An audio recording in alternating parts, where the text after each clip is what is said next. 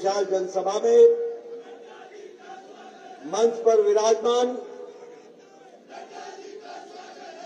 उत्तराखंड के यशस्वी और लोकप्रिय मुख्यमंत्री सम्माननीय पुष्कर सिंह धामी जी, हमारे प्रदेश के जुझारू अध्यक्ष सम्माननीय महेंद्र भट्ट जी, पार्टी में मेरे महामंत्री और मेरे वरिष्ठ साथी और उत्तराखंड के प्रभारी पूर्व में राज्यसभा के सदस्य श्री दुष्यंत कुमार गौतम जी, हम सब की बहुत ही लोकप्रिय प्रत्याशी बहन श्रीमती माला राज्य लक्ष्मी शाह जी, डॉक्टर रमेश पोखरियाल निशंक जी, हमारे वरिष्ठ साथी तीर्थ सिंह रावत जी, पूर्व मुख्यमंत्री और मेरे वरिष्ठ साथी नरेश बंसल जी, राज्यसभा के सांसद हमारे गणेश जोशी जी, आप सबके बहुत ही लाडले और प्यारे विधायक मुन्ना सिंह चौहान जी,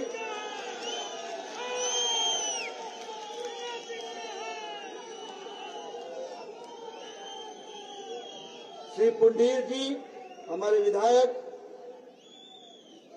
गणेश जोशी जी, आदित्य कोठारी जी, धन सिंह रावत जी, श्रीमती नीलू देवी जी, विनय रोहेला जी, श्रीमती मधु चौहान जी, सम्मानित मंच और इतनी बड़ी संख्या में एकत्र आए देवी और सज्जनों, मेरे युवा साथी और मीडिया के मेरे साथी, प्रिंट मीडिया और इलेक्ट्रॉनिक मीडिया के मेरे साथी,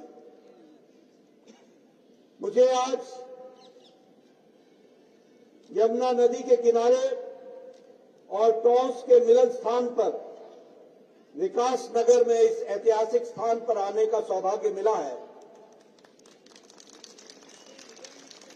जिस गर्मजोशी से आपने मेरा और मुख्यमंत्री जी पुष्कर सिंह धामी जी का स्वागत किया है, उसके लिए सबसे पहले तो मैं आप सबको बहुत बहुत धन्यवाद देता हूं।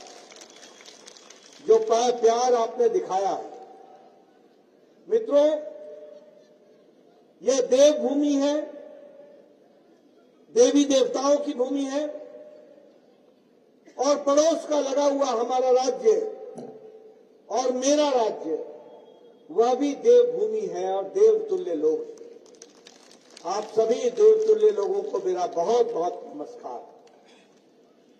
ये कर्मभूमि भी है और कर्मभूमि के साथ साथ यह वीर भूमि भी है, वीरों की भूमि है। जब जब देश पर खतरा आया है, उत्तराखंड के लोगों ने, वीरों ने हमेशा दुश्मनों को मुंह तोड़ जवाब दिया है। ऐसी वीर भूमि को मैं नमन करता हूं और आपसे प्रेरणा लेता हूं।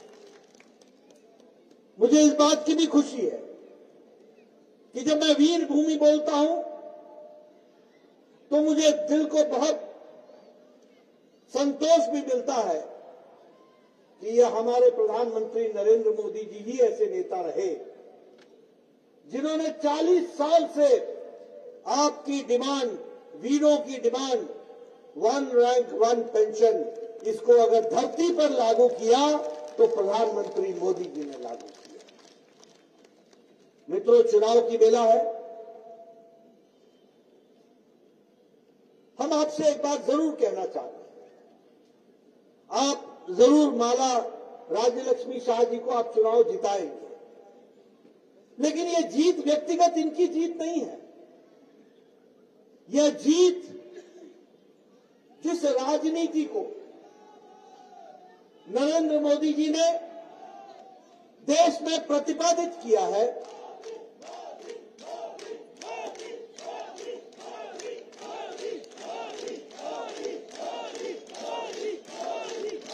जिस राजनीति को मोदी जी ने प्रतिस्थापित किया है, उस राजनीति को आपका आशीर्वाद और आपका समर्थन चाहिए। इस कारण से मैं आया।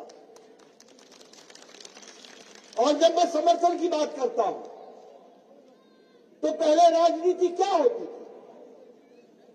राजनीति होती थी भाई को भाई से लड़ाओ, जातिवाद के आधार पर वोट मांगो,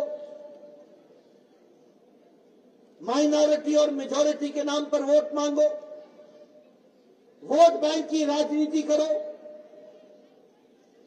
अलगाववाद को बढ़ावा देते हुए तुष्टीकरण की राजनीति करते हुए अपने आप को गद्दी पर बैठाओ। ये राजनीति कांग्रेस ने 70 साल चलाई।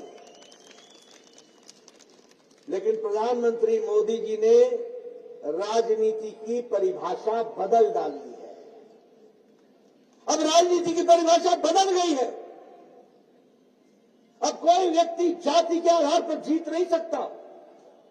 अब कोई व्यक्ति अलगाववाद पर जीत नहीं सकता। अब कोई व्यक्ति और पार्टी तुष्टीकरण की राजनीति में नहीं जीत सकता। अब सिर्फ मोदी जी के नेतृत्व में एक ही राजनीति चलेगी, वह है विकासवाद की राजनीति, विकासवाद की राजनीति। पॉलिटिक्स ऑफ परफॉर्मेंस, काम करने का, परफॉर्मेंस करने का की राजनीति करनी होगी। पॉलिटिक्स ऑफ रिपोर्ट कार्ड, हमने क्या किया है लोगों के लिए, इस पर राजनीति चलेगी। तुष्टीकरण पर राजनीति अब नहीं चलेगी, जातिवाद पर नहीं चलेगी, वोट बैंक की पॉलिटिक्स पर नहीं चलेगी, अकाउंटेबिलिटी पर राजनीति चलेगी। ये मोदी जी ने एक नई परिभाषा देश को दी है। अभी अभी आपने देखा, कुछ दिनों पहले जातिगत जनगणना की बात चली, जातिगत जनगणना की बात चली। भारतीय जनता पार्टी ने भी कहा कि जातिगत जनगणना से हमारा कोई दुराव नहीं है, वो अच्छी बात है, होना चाहिए। लेकिन जातियों के आधार पर देश को बांट देना ये गलत है।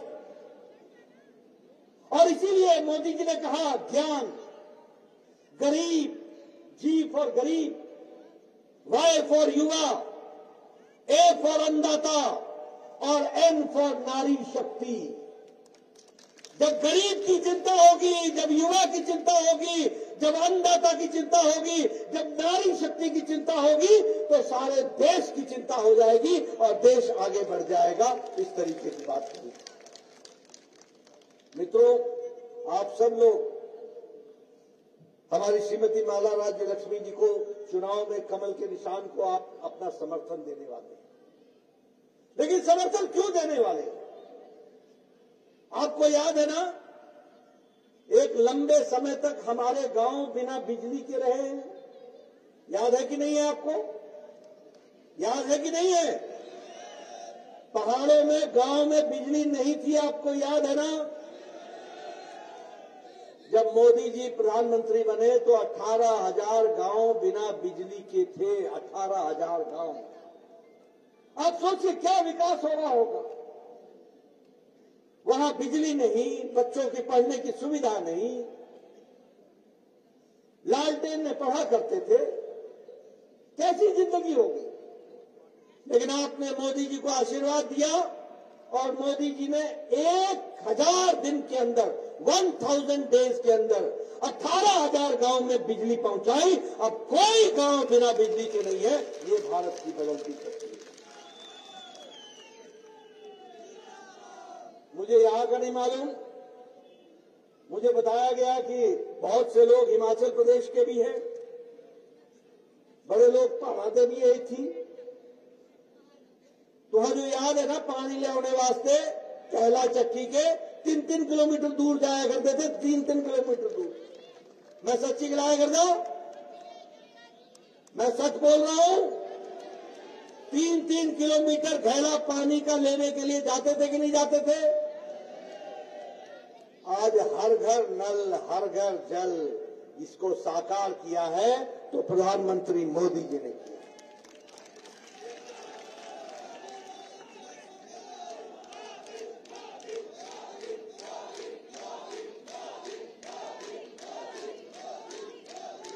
हमारी बहनें यहां बैठी हैं। आज से 10 साल पहले गांव में शौचालय के लिए उनको खुले में जाना पड़ता था। सूर्योदय और सूर्यास्त का इंतजार करना पड़ता था। आज 12 करोड़ शौचालय इज्जत घर बना करके बहनों को इज्जत देने का काम किया है, तो प्रधानमंत्री मोदी जी ने किया। ये विकास नगर तो मैदानी इलाका है, लेकिन आप सब लोग बड़े दूर दूर गांव से आए हैं। आज से 10 साल पहले उन गांवों में सड़कें नहीं थी, पैदल जाया करते थे। और मेरा पहाड़ जो था वो तो ये बोलता था, इंचियां जाइए या ऊंचियां जाइए, इस रास्ते से जाए या उस रास्ते से जाए, जाना तो पैदल ही पड़ेगा। कहते थे कि नहीं कहते थे? आज, और मैं अगर आपको अपने समय की याद दिलाऊं, दामी जी, हमारे यहाँ कोई शादी होती थी ना, तो लोग बारात में अपना बिस्तरा भी साथ ही लेकर के जाया करते। याद है आपको? आज एक एक व्यक्ति शादी के दिनों में 3-3, 4-4 शादियां और बारात अटेंड कर लेता है, स्कूटर को मारता है किक, एक गांव से दूसरे गांव, दूसरे गांव से तीसरे गांव, और शाम को घर आकर के सोता है। ये परिस्थिति आकर के खड़ी है। बोलो, मैं सच्ची गराया कर रहा कि नहीं? बोल, मैं सच्ची गराया कर रहा कि नहीं? सच बोल रहा हूं कि नहीं? ये बदलता भारत है, ये बदलता भारत है। अभी मैं कई बार सुनाता हूं, आपको सिर्फ याद दिला रहा हूं। 10 साल पहले क्या होता था? हमारी बहनें, जब मैं यूनिवर्सिटी में पढ़ा करता था और उसके बाद भी जब मैं एमएलए बन गया, तो सवेरे 5 बजे मुझे गांव में जंगल में आवाज सुनाई देती थी, खट खट खट। हमारी बहनें 5 बजे सुबह उठ करके जंगल में जाकर के लकड़ी काटा करती थी, बोझा ढो करके लाती थी, घर में चूल्हा जलाती थी, और फूकनी करने फूकी फूकी के। मैं ठीक बोल रहा हूं कि नहीं बोल रहा हूं? फूकनी से फूक फूक कर चूल्हा जलाती थी, और 200 सिगरेट का धुआं अपने छाती में, अपने फेफड़ों में लेती थी। आंखों से पानी आ जाता था, तब जाकर के घर में चाय बनती थी।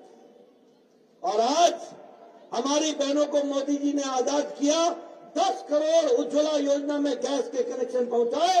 अब हमारी बहनें तक से लाइटर जलाती है और 5 मिनट में चाय पिला करके देती है। इसलिए एक विकास की एक नई कहानी है। मित्रों, आप जब आज मोदी जी को आशीर्वाद देने वाले हो 19 तारीख को, हमारी बहन माला राज्य लक्ष्मी जी को आशीर्वाद देने वाले हो, तो याद रखना 2019 में जब आपने आशीर्वाद दिया था, तो भारत 11वें नंबर की अर्थव्यवस्था थी, 11वें नंबर की अर्थव्यवस्था। कोरोना आया, यूक्रेन का झंझट हुआ, सारी दुनिया की आर्थिक नीति मंदी में पड़ गई, अमेरिका की आर्थिक नीति डमाडोल हो गई, यूरोप अर्थ की मुसीबत में पड़ गया, जापान मुसीबत में पड़ गया। लेकिन आपको जानकर खुशी होगी कि भारत ने मोदी जी के नेतृत्व में 11वें नंबर से छलांग लगाकर आज 5वें नंबर की अर्थव्यवस्था बन गया। और हमने किसको बचाना? ब्रिटानिया को, ब्रिटेन को। वो इंग्लैंड जिसने हमको 200 साल राज किया, उसको पछाड़कर मोदी जी ने भारत को 5वें नंबर पर पहुंचा दिया। अब 2024 में आप फिर मोदी जी को आशीर्वाद देना, कमल का बटन दबाना, हमारी बहन माला राज्य लक्ष्मी जी को जिताना। 2027 में भारत मोदी जी के नेतृत्व में तीसरी बार तीसरी अर्थव्यवस्था बन जाएगा। इस तरीके की व्यवस्था हो। मित्रों, आपको जानकर खुशी हो, आज प्रधानमंत्री गरीब कल्याण अन्न योजना में 80 करोड़ की जनता को 5 किलो गेहूं या 5 किलो चावल, 1 किलो दाल मुफ्त में दी जा रही है। 80 करोड़ की जनता को, और लगभग 20 लाख की जनता हमारे उत्तराखंड की है। और आपको जानकर खुशी होगी कि आज 25 करोड़ लोग गरीबी की रेखा से ऊपर उठ गए हैं, ये इंटरनेशनल मॉनिटरी फंड बोल रहा है। और भारत में अब अति गरीबी 1% से भी कम हो गई है, यह मोदी जी के नेतृत्व में हुआ है। उसी तरीके से आवास योजना मैंने अभी पिथौरागढ़ में भी सुनाया, मैं आपको भी सुनाना चाहता हूं। मैं 1993 में एमएलए बन गया था, 1993 में, और विपक्ष का नेता बन गया। 1993 में मेरा BDO, block development officer, Munna ji सुनिएगा, आपको याद होगा वीडियो आता है, और कहता था, नड्डा साहब आपको खुशखबरी सुनाते हैं, एक पंचायत में आपको 2 इंदिरा आवास योजना मिली है, बताओ ये 2 इंदिरा आवास योजना किसको दे। मैं कहता था भैया तू ही रख ले, यहां तो 100 बीमार 1 अनार कहां डालेंगे, किसको देंगे। एक पंचायत में 2 घर, इंदिरा आवास योजना, बड़ी बड़ी बातें करते थे। अरे प्रधानमंत्री मोदी जी ने 4 करोड़ आवास योजना बना करके दिए हैं, और प्रधानमंत्री आवास योजना में 4 करोड़ पक्के घर बना के दिए। और आपको जानकर खुशी होगी, सुन लो मेरी बात, आपको जानकर खुशी होगी कि 1 लाख घर उत्तराखंड में बने हैं, और विकास नगर में 20,000 घर आवास योजना में बने हैं। यह पक्के मकान बनाने का काम है। और एक बात और बता दूं, मोदी जी का संकल्प है, इस देश में कोई भी कच्चे मकान में नहीं रहेगा, उसको पक्की छत दी जाएगी। इस तरीके से हम काम करेंगे। मित्रों, ये मुन्ना जी भी लंबे समय से एमएलए रहे हैं, गणेश जोशी जी भी बड़े लंबे समय से एमएलए रहे हैं, हमारे निशंक जी भी एमएलए और एमपी रहे हैं, हमारे धन सिंह रावत जी भी रहे हैं। इन सब से पूछना, ये सब चिट्ठियां लिखा करते थे, मुख्यमंत्री जी मैं आपसे निवेदन करता हूं, मेरे इलाके के व्यक्ति का बाईपास का ऑपरेशन होना है, हार्ट की सर्जरी होनी है, 1.5 लाख रुपए लगना है, ये अति गरीब है, इसको पैसे की अनुशंसा करें, कृपया 1.5 लाख देने की कृपा करें। और तब पैसा मिलता था 75,000, कभी 80,000, कभी 90,000, बाकी लोगों से हम जुटाते थे। ये स्थिति थी कि नहीं थी? ये थी कि नहीं थी?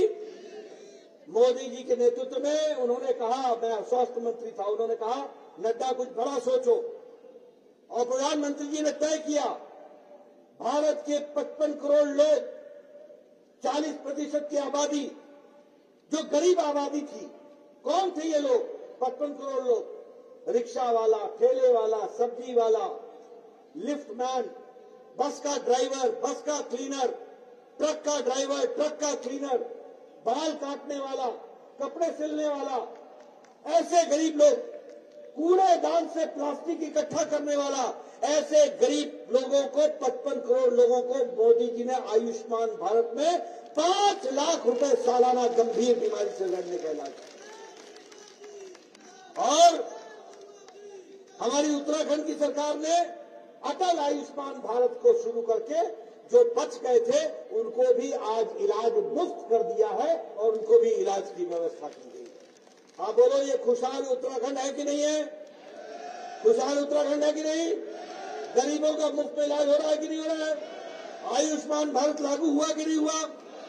आपको मालूम है 5,20,000 परिवार हैं जो आयुष्मान भारत से जुड़े हुए हैं, और उनको उसके साथ जोड़ा गया। उसी तरीके से हेल्थ में 250 करोड़ रुपए बजट था, आज 500 करोड़ रुपए पुष्कर सिंह धामी जी के नेतृत्व में बजट हो गया है। उसी तरीके से मनरेगा में 33,000 करोड़ था, आज 64,000 करोड़ रुपए हो गया, दुगने के बराबर हो गया। और उसी तरीके से प्रधानमंत्री मोदी जी ने सिर्फ सेंट्रल फंड में धामी जी को आशीर्वाद के रूप में उत्तराखंड को 41,000 करोड़ रुपए का सेंट्रल फंड भी दिया है, यह भी किया गया है।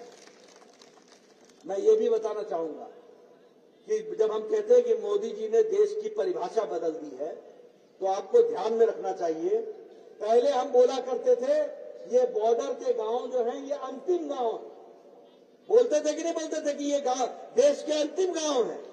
मोदी जी ने कहा नहीं, ये देश के अंतिम गांव नहीं है, ये देश के पहले गांव हैं, ये पहला नंबर का गांव है और इनका विकास करना हमारा काम है। वाइब्रेंट विलेज के तहत 758 करोड़ रुपए खर्च हो रहे हैं। आप बताइए, कर्णप्रयाग से ऋषिकेश तक रेलवे लाइन बन रही है कि नहीं बन रही है? और उसका काम शुरू हुआ कि नहीं? प्रधानमंत्री जी ने 16,000 करोड़ रुपए उसके लिए दिए। 4 धाम की सड़क के लिए जिसमें 601 किलोमीटर बन गया है, उस पर भी लगभग 800, उस पर भी 12,000 करोड़ रुपए खर्च हो रहे हैं।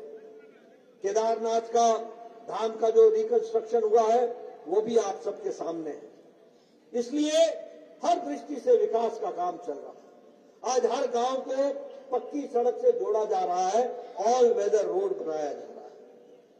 अगर मैं वंदे भारत की बात करूं तो देहरादून दिल्ली वंदे भारत 3 घंटे में पहुंच जाती है।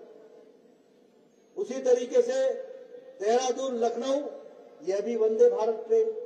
यानी विकास के दृष्टि से हम हर दृष्टि से आगे बढ़ने का प्रयास कर रहे हैं और मुझे खुशी है और ये बताते हुए खुशी हो रही है कि पुष्कर सिंह धामी जी के नेतृत्व में भी उत्तराखंड उसी तीव्र गति से मोदी जी का आशीर्वाद लेकर के आगे बढ़ रहा है। और मोदी जी ने कहा है कि यह शताब्दी का तीसरा दशक ये उत्तराखंड का दशक होगा, उत्तराखंड के विकास का दशक होगा। और इसीलिए हमको विकास की दृष्टि से अपने आप को जोड़ करके आगे बढ़ने की जरूरत है। मित्रों, मैं अगर विकास की कहानी बताने लगूं तो एक लंबी लिस्ट है जो बता सकता हूं, चंद शब्दों में नहीं बताया जा सकता।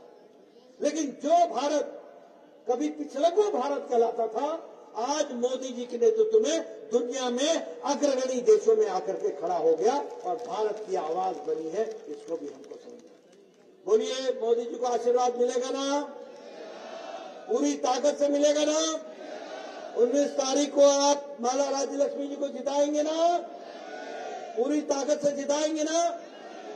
अब मैं आपको कांग्रेस का भी हाल सुना देता हूं। आजकल ये इंडी अलायंस सुना है कि नहीं सुना?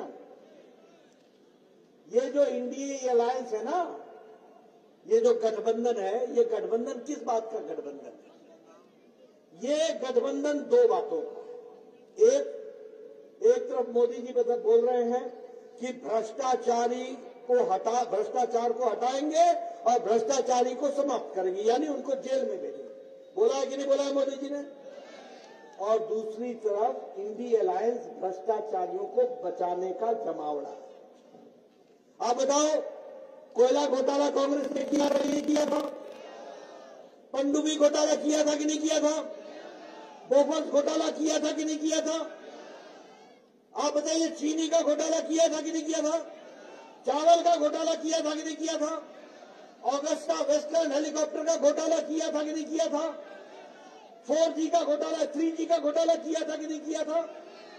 यानी आकाश में घोटाला, पनडुब्बी के माध्यम से जल में घोटाला, पाताल में कोयला घोटाला और धरती पर बोफर्स घोटाला। कोई लोग छोड़ा ही नहीं, भ्रष्टाचार ही भ्रष्टाचार किया। और आप बताइए, ये राहुल गांधी बेल पर है कि नहीं है? ये सोनिया गांधी जी बेल पर है कि नहीं है? आप बताइए, ये अखिलेश यादव पर गोमती रिवर फ्रंट का घोटाला का केस चल रहा है कि नहीं चल रहा है? लैपटॉप का घोटाला चल रहा है कि नहीं चल रहा है? आप बताइए, डीएमके के नेता के ऊपर घोटाला का केस चल रहा है कि नहीं चल रहा है? आमदनी से ज्यादा धन का घोटाला चल रहा है कि नहीं चल रहा है?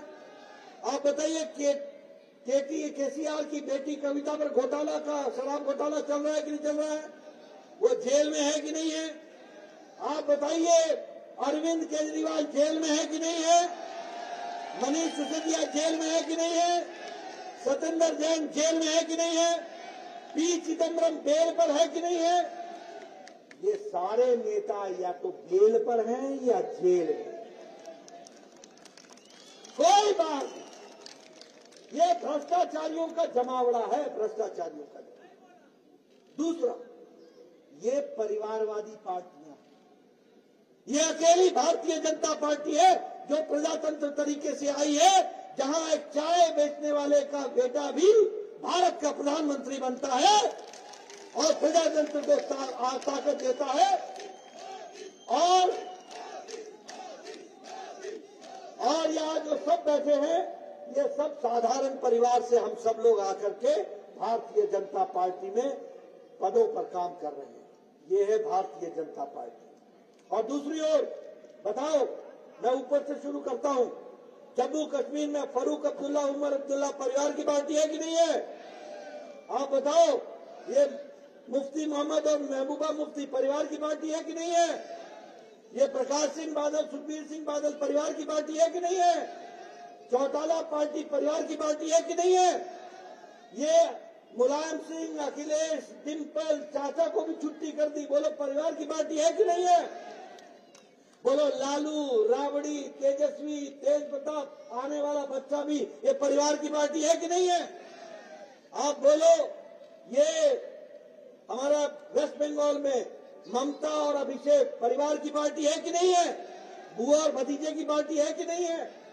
आप बताओ, तेलंगाना में केसीआर, केटीआर, कविता परिवार की पार्टी है कि नहीं है? आप बताइए, डीएमके में करुणानिधि स्टालिन, उदयनिधि स्टालिन परिवार की पार्टी है कि नहीं है? आप बताइए, महाराष्ट्र में शरद पवार और सुप्रिया सुले परिवार की पार्टी है कि नहीं है? आप बताइए, महाराष्ट्र में उद्धव ठाकरे और आदित्य ठाकरे परिवार की पार्टी है कि नहीं है? आप बताइए, कांग्रेस पार्टी, सोनिया गांधी, राहुल गांधी, प्रियंका गांधी परिवार की पार्टी है कि नहीं है? ये सब परिवारों की पार्टियां हैं। ये सिर्फ परिवार को बचा रही हैं, इनको आपसे कोई लेना देना नहीं है, इनको आपसे कोई मतलब नहीं है। ये अपनी कुर्सी बचा रहे हैं और अपनी परिवार की पार्टी चलाने का काम कर रहे हैं। बोलो, ऐसे लोगों को आगे आने देना है क्या? बोलो, भारत परिवार पार्टियों को देना है क्या? उनको आगे बढ़ाना है क्या? आप सब लोग एक बात ध्यान में रखिए, विकास नगर के सारे भाई बहनों को संदेश दीजिए कि अगर भारत सुरक्षित है और तीव्र गति से आगे बढ़ रहा है तो ये संभव है तो सिर्फ मोदी जी के नेतृत्व में हो रहा है और उसको ही हमको आगे बढ़ाना है। बोलिए, 19 तारीख को कमल का बटन दबेगा, माला राज्य लक्ष्मी जी का आशीर्वाद मिलेगा, सारे देश में कमल खिलेगा, पांचों को पांचों सीटें भारतीय जनता पार्टी को आएंगी और पड़ोस में भी, आप हिमाचल में भी कमल खिलाएंगे। आपका बहुत बहुत धन्यवाद। जय भारत, जय उत्तराखंड।